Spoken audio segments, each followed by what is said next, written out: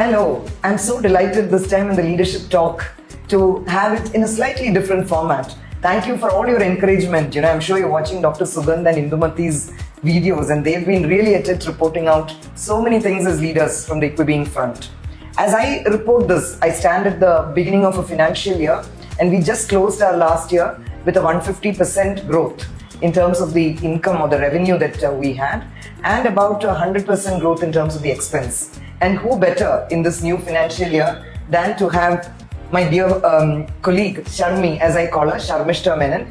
She is actually the consultant finance.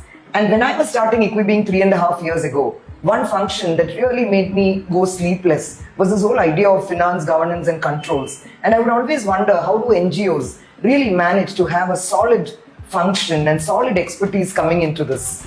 Welcome, Sharmi. I'm so delighted to have you right at the beginning of the financial year. I believe, 2.5 years ago, meeting you at Durga's house, and today where we stand, where you end the financial year, where you have actually, kind of not just taken us through the entire year, but also brought us through due diligence and so many fund management, etc. But at the outset, Sharmi, I know you have a very rich experience, and perhaps Equibeing is one of those lucky organizations that actually had the opportunity for Durga as my classmate who came in as the first trustee.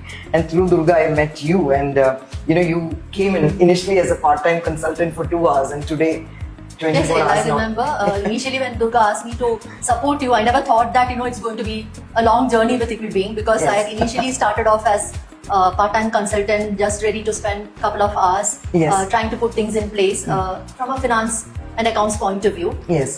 But then as the association grew deeper and the organization started growing exponentially, I realized that there was a need to put in a lot more controls in place with the level of funding that we were getting, and that too quite fast. So it's been a very nice journey so far, and talking about my previous stint with the profit sector.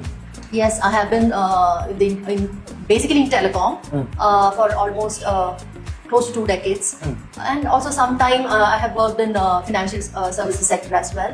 So I feel that the experience that I had there, of course, it's a totally different industry, the social sector, but there are learnings which can be put to use or replicated.